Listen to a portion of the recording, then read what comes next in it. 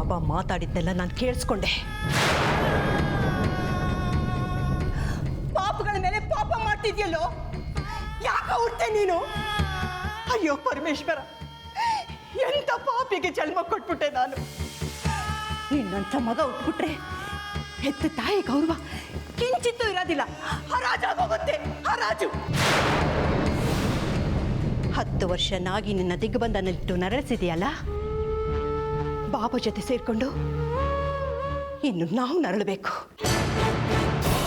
ಅಮಾಯಕರ ನಿಟ್ಟುಸಿರಿನ ಶಾಪಕ್ಕೆ ಎಂತೆಂಥವರು ಬಲಿಯಾಗಿದ್ದಾರೆ. ಇನ್ನು ನಾಗಗಳು ದೇವರ ರೂಪ, ಅವ್ರ ಶಾಪಕ್ಕೆ ನಾವು ಬಲಿಯಾಗ್ದಲೇ ಇರ್ತೀವ? ಅಮ್ಮ, ನಾನೇನು ಹೇಳಿದ್ರು ನೀನು ಸಮಾಧಾನ ಆಗಲ್ಲ. ನೆನಪಿಸ್ಕೊ, ಅವತ್ತು ಬಾಬಾ ನಮ್ಮ ಮನೆಗೆ ಬಂದು ಪೂಜೆ ಮಾಡಿದ್ರು. ಯಾವ ನಾಗರಾವು ನಮ್ಮ ಮನೆಗೆ ಬಂತು? ನೀನೇ ಹೇಳು. ಇರ್ಬೋದು ಕಣೋ, ಆದರೆ ನಾಗಗಳಷ್ಟು ದೊಡ್ಡವರಲ್ಲ ಬಾಬಾ.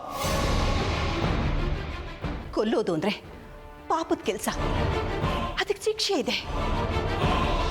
ಭಕ್ತರೇ ತಪ್ಪು ಮಾಡಿದ್ರು ಭಗವಂತನಿಂದ ಶಿಕ್ಷೆ ತಪ್ಸೋಕ್ಕಾಗಲ್ಲ. ಆ ದೇವ್ರಿಗಿಂತ ದೊಡ್ಡವರ ಬಾಬಾ? ಅವ್ರ ಜೊತೆ ಸೇರಿಕೊಂಡು ಎಂಥ ಆಪತ್ತು ತಂದಿಟ್ಟೆ ನೀನು. ಅಮ್ಮ, ಕಂಗಾಲಾಗಬೇಡ. ಏನೂ ತೊಂದರೆ ಆಗದೆ ಇರೋದಕ್ಕೆ ನಾನು ದಾರಿ ಮಾಡ್ತೀನಿ.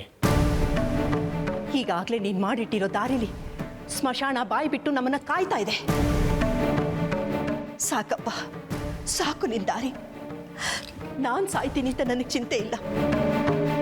ನನ್ನ ಸೊಸೆಯಂದಿರು ಕರ್ಣ, ಚಿತ್ರ, ನನ್ನ ಮುದ್ದು ಅರ್ಜುನ, ಇವ್ರನ್ನೆಲ್ಲ ನೆನೆಸ್ಕೊಂಡ್ರೆ ನನ್ನ ಕರುಳು ಕತ್ತರಿಸಿ ಬರುತ್ತೆ.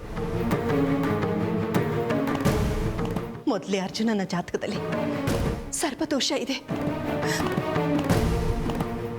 ಇವತ್ತಿಂದು ಸೇರಿ ಮುಂದೆ ಆಗ್ಬೇಕಾಗಿರೋ ಸರ್ಪಶಾಂತಿ ಹೋಮಕ್ಕೆ ನಿನ್ನಿಂದ ಯಾವ ತೊಂದರೆನೂ ಆಗಬಾರ್ದು.